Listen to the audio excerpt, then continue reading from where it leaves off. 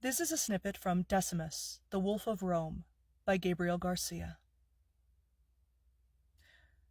With unwavering resolve, Decimus grabbed a torch from a nearby stump. The flickering flame danced nervously, casting anxious shadows as he approached the cave's foreboding entrance. Taking a deep breath, he felt the cool air invigorate him, yet it served as a chilling reminder that there was no turning back. As he stepped into the darkness, the cold air hit him hard, prickling his skin like tiny daggers. The silence enveloped him, making every breath feel labored as the air pressed down around him. Shadows seemed to close in, tightening their grasp. Running his fingers along the rough stone walls, he noticed a shift in their texture. They felt smooth and shiny, like obsidian, reflecting his torchlight and deepening his apprehension. What secrets lie within this twisted place, he pondered, a knot of fear tightening in his gut. Each step intensified the chill, wrapping around him like a sinister cloak, instilling a strong urge to flee. Yet, curiosity propelled him onward. At last, he reached the tunnel's end, where an archway opened into an ancient tomb.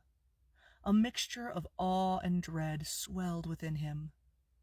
Before him lay a breathtaking chamber, adorned with mosaics depicting epic battles and storied triumphs of legendary soldiers. Treasures scattered across the room glimmered dully, but Decimus's gaze was drawn to the stone altar at the far end, the very heart of this sacred place. Upon the altar rested the sword of Damocles, his sword. Recognition surged within him as he beheld the ivory hilt, its formidable curve resembling a leaf. Longing welled inside him, but as he stepped closer, a low, menacing growl echoed throughout the tomb. Ice coursed through his veins. He jerked his hand back and scanned the shadowy corners for the source of the sound. The only sign of life was the haunting glow of two piercing red eyes, fixed above the sword. Dread crashed over Decimus like a wave. He took a shaky step back, his heart racing, a cacophony of fear and anticipation swelling within. What dark guardian of this tomb had he disturbed? "You must be the guardian of the sword," he ventured, striving to keep his composure. "I am," a sharp voice echoed. "You do not belong here. I have protected this sword from false kings. Never have I sensed one as unworthy as you. Do you dare to approach and claim Rome's greatest treasure with blood so tainted?" she challenged. A heavy silence enveloped Decimus as he processed her words. He reached for the sword once more, but was violently thrust back by a massive paw. Stunned, he fell to the ground. Before he could rise, another paw pinned him down. Looking up, he faced the most enormous wolf he had ever seen towering over him. Her white fur sharply contrasted with the surrounding darkness, and her eyes glared down, revealing teeth like sharpened blade. "Did you think you were worthy?" she growled. A rush of defiance surged within him, but he recognized the futility of angering such a creature. Choosing diplomacy, he spoke carefully. "Wait. You're right. I came to save my home and the people I love. The sword is our only hope.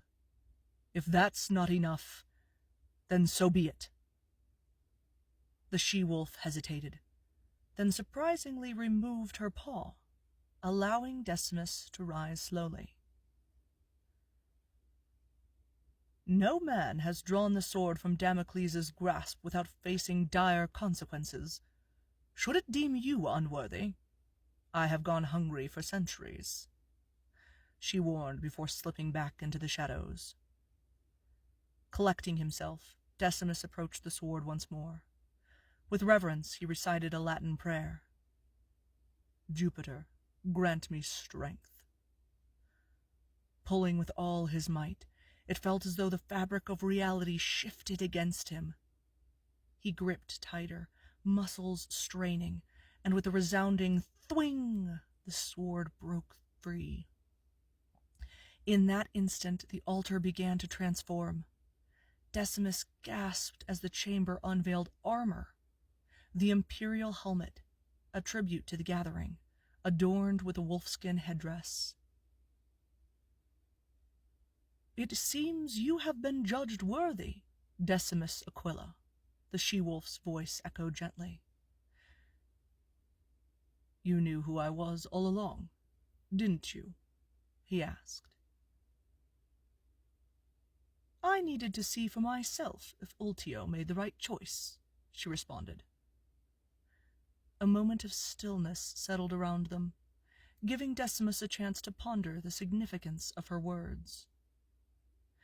His attention drifted to the ornate helmet resting on the table before him. Taking a deep breath, he reached for the helmet, anticipation flowing through him. As the helmet fitted onto his head, a transformation began. The weight of years filled with duty and honor merged with a newfound sense of purpose. He turned back to the she-wolf, determination shining in his eyes. "Now, we need to prepare for war," he declared, his voice filled with fresh strength and resolve, marking the start of a momentous journey ahead for them both.